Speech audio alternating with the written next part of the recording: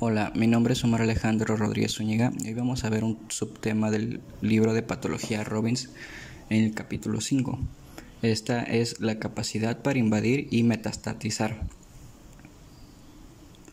La diseminación de los tumores es un proceso complejo que implica una serie de pasos secuenciales conocidos como cascada, invasión, metástasis. Esta consiste en invasión local, intravasión hacia la sangre y hacia los vasos linfáticos, recorriendo desde la vasculatura, extravasación de los vasos, formación de micrometástasis y crecimiento de las micrometástasis en tumores macroscópicos. De manera previsible, esta secuencia de pasos puede ser interrumpida en cualquier etapa por factores relacionados con el huésped o con el tumor. Para el objetivo de la discusión, la cascada metastásica puede dividirse en dos fases. 1.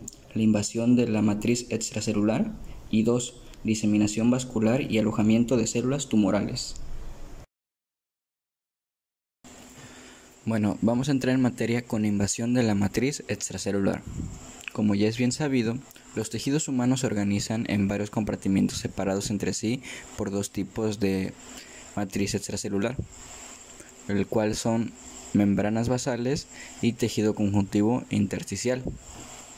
Aunque estén organizados de manera diferente, cada uno de estos componentes de la matriz extracelular está formado por colágenos, glucoproteínas y proteoglucanos. Las células tumorales deben de interaccionar con la matriz extracelular en varias fases de la cascada metastásica. Un carcinoma, en primer lugar, debe romper la membrana basal subyacente y a continuación atravesar el tejido conjuntivo intersticial y por último, acceder a la circulación por penetración en la membrana basal vascular. Este ciclo se repite cuando embolias de células tumorales se extravasan en un foco distante. Por tanto, para metastatizar una célula tumoral debe pasar por diferentes membranas basales celulares. Además de sortear al menos dos matrices intersticiales, la invasión de la matriz extracelular es un proceso activo que se requiere de 4 pasos, el cual vamos a explicar en las siguientes diapositivas. Bueno, el primer paso de la cascada metastásica es una liberación de las células tumorales. Las E-caderinas actúan como colas intracelulares y sus porciones citoplásmicas se unen a la B-catenina. Las moléculas adyacentes de la E-caderina mantienen las células juntas. Además, como ya se señaló, la E-caderina puede transmitir señales de anticrecimiento por secuestro de B-catenina. La función de la E-caderina se pierde en casi todos los tumores malignos epiteliales por inactivación mutacional de los genes de E-caderina, por activación de los genes de B-catenina o por expresión inadecuada de los factores de transcripción SNAI y TWIS. Estos suprimen la expresión de E-caderina.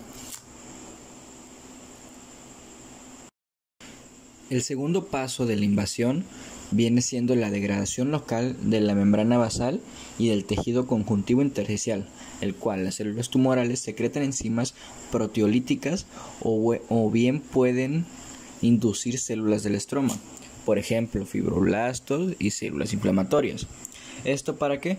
Para que lleguen a elaborar proteasas. En esta invasión por células tumorales se involucran a múltiples familias de proteasas distintas, como metaloproteinasas de matriz. También están las catepsina D y urosinasa, el cual es un activador de plasminógeno. Estas regulan la invasión tumoral no solo mediante la remodelación de componentes insolubles de la membrana basal y de la matriz intersticial, sino también por la liberación de factores del crecimiento secuestrados en la matriz extracelular.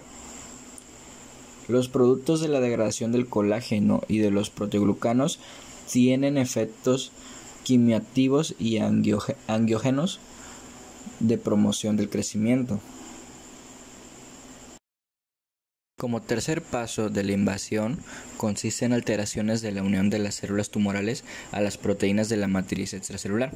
Las células epiteliales normales expresan receptores para colágenos y laminina de la membrana basal que están polarizados en su superficie basal. Estos receptores ayudan a mantener las células en un estado de reposo y diferenciado. La pérdida de adhesión en las células normales provoca una inducción de la apoptosis. Sin embargo, no debe sorprender que las células tumorales sean resistentes a esta forma de muerte celular.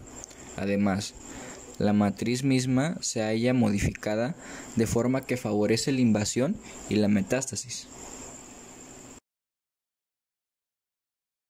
Como por último paso tenemos lo que es la citocinesis, en el cual las células tumorales son empujadas a través de membranas basales degradadas y zonas de proteólisis de la matriz, en el cual la migración es un proceso muy complejo de múltiples pasos que incluye muchas familias de receptores y proteínas de señalización que finalmente comprimen el citoesqueleto de actina.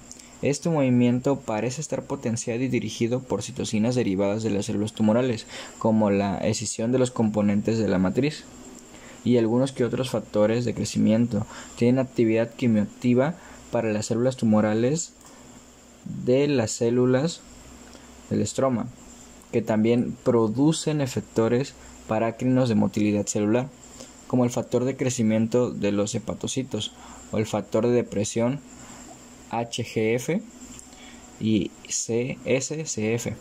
Estos se unen a receptores en las células tumorales. Bueno, ahora vamos a hablar de la diseminación vascular y alojamiento de células tumorales. En la circulación, las células tumorales son vulnerables a la destrucción por células inmunitarias del huésped, en el cual en el torrente circulatorio algunas células tumorales forman embolias al agregarse y adherirse a los leucocitos circulantes, especialmente en plaquetas. Por tanto, las células tumorales agregadas adquieren cierta protección frente a las células afectoras antitumorales del huésped. Sin embargo, muchas células tumorales circulan como células únicas. La extravasación de las células libres de tumor o embolias tumorales comporta la adhesión del endotelio vascular seguido de la salida a través de la membrana basal hacia el parenquima orgánico por mecanismos similares de los incluidos en la invasión.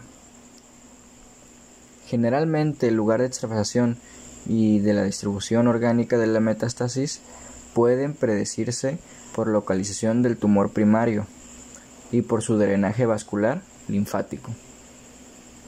Muchos tumores metastizan el órgano que presenta el primer lecho capilar que encuentra tras la circulación.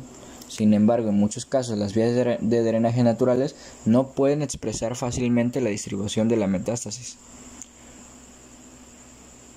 Algunos tumores tienden a afectar las glándulas suprarrenales con cierta regularidad, pero casi nunca diseminan en el músculo esquelético.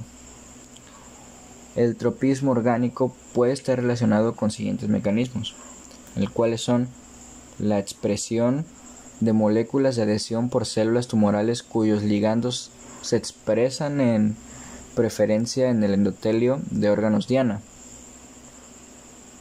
Otro mecanismo es la expresión de las quimiosinas y sus receptores. Así como las quimiosinas participan en el movimiento dirigido, como es la quimiotaxia de los leucocitos, y parece que las células cancerosas utilizan esos trucos similares para alojarse en tejidos específicos. Otro mecanismo es cuando alcanzan su objetivo, las células tumorales deben ser capaces de colonizarlo.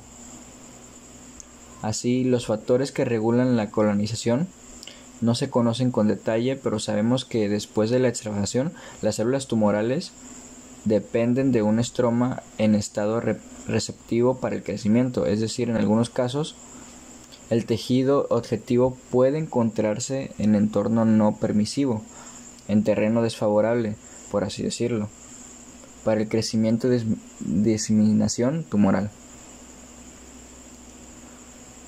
Bueno, a pesar de esa inteligencia para escapar de lugares de origen, las células tumorales son bastante eficientes para colonizar los órganos a distancia.